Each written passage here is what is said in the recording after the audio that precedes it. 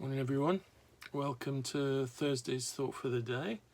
It's been a grey, rainy week so far, and I have to say I miss the sight of the sun when it's like this. I always struggle with this time of year as we approach winter and the days get shorter.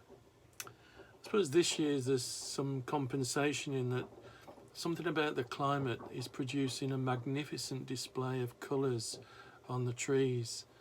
I sort of half heard a radio program that was saying that there is more colour this year because of something about the weather we've had.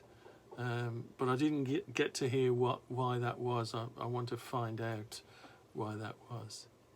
But I always want to get winter over and spring to be here, and I wish spring would hurry up and be here, but of course I have to wait, don't I? I have to wait for the natural series of events to take place. Nature needs its seasons. Winter is a time of rest for the trees and the plants and some animals as they wait for spring to emerge and all that new life springs forth. And it won't hurry up for me. And I suppose really I'm glad that it doesn't. But you know, we live in an increasingly instant society, don't we? Our smartphones allow us instant connection 24 hours a day. We're available 24 hours a day. We send a text or an email and it's instantly delivered, and then we wait, often expecting a quick reply, and when that other person hasn't replied, we might assume something's wrong, or we've done something wrong, or we've said the wrong thing. And then sometimes we'll send another text to see if they've got the text that we've sent them. We order an item on the internet, and it can be with us the very same day or the next day. And if it isn't, we begin to think, well, this is a poor service. We can order food to come within the hour. If it's 20 minutes late, we leave a bad review of the restaurant. We can have almost instant news 24 hours a day. We can watch films and TV programs at exactly the time we want to watch them. And we call it progress. But is it really? I mean, this might seem a daft example, but a young friend of mine bought a cheap cut of meat and cooked it quickly, and then complained how tough it was, that it was inedible, and they would never buy any meat from that butcher's again.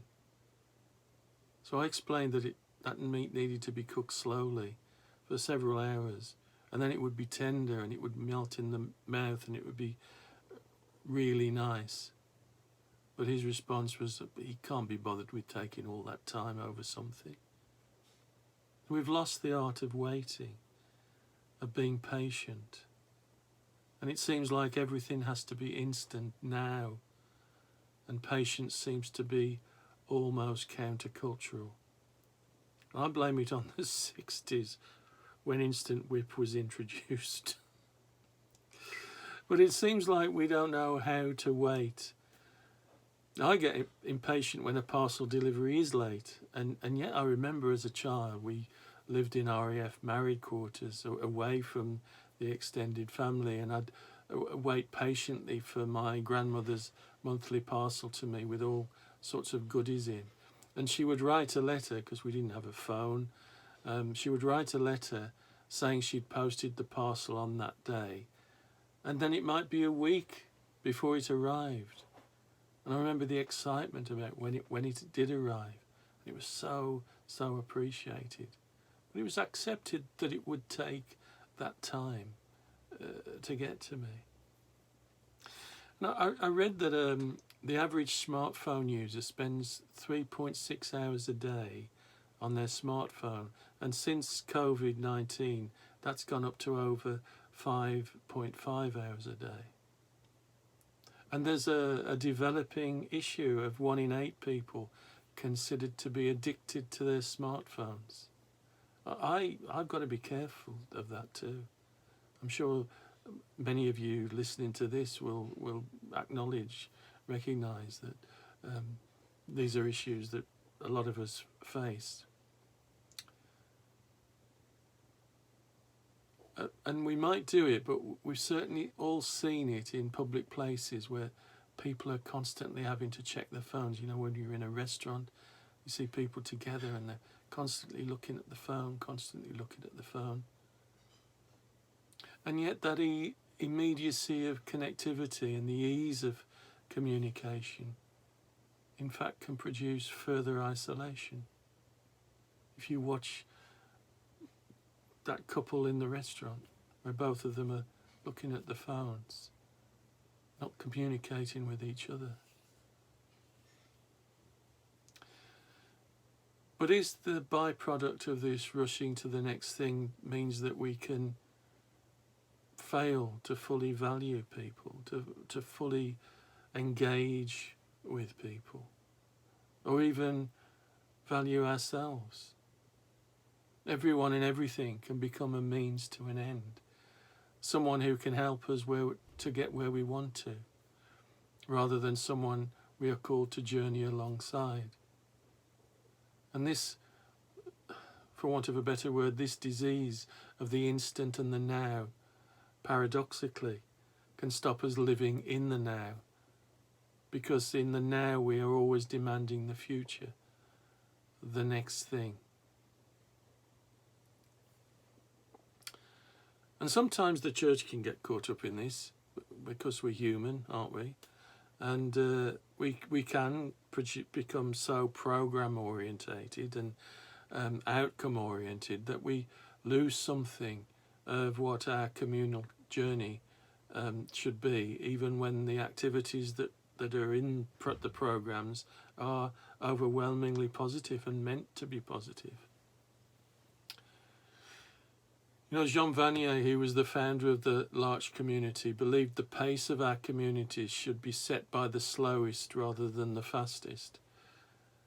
You know, do we leave behind many of the people we're called to journey with?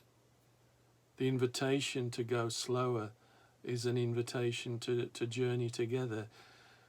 In a culture where individuals are constantly seeking the next fix, this slowness is like a beautiful picture of the kingdom. Something beautiful happens when we're able to slow down and truly and genuinely and faithfully notice. We miss the presence of God in individual moments when we spend the whole time worrying and rushing towards a self-defined destination. But there's a biblical imperative towards patience. God's story isn't a fast one, but one that slowly unfurls over millennia, revealing more of who God is and what he calls his people into. We see patience referred to as one of the fruits of the Spirit. Jesus tells a story about a son who asks for his inheritance before his father has even died.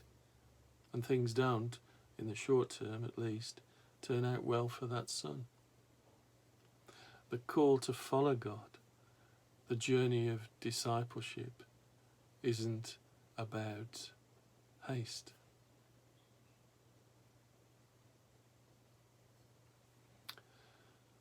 Noah waited for the rain to stop. David didn't become a king overnight. The Israelites waited 40 years to move into the promised land, and they waited longer for the Messiah.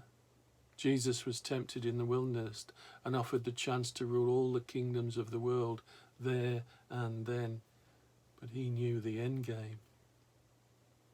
He knows how the story ends, but he's tempted to shortcut the timeline and bring it forward, but he resists. He rejected the disease of the now to wait for the perfect timing, God's perfect timing. Amen.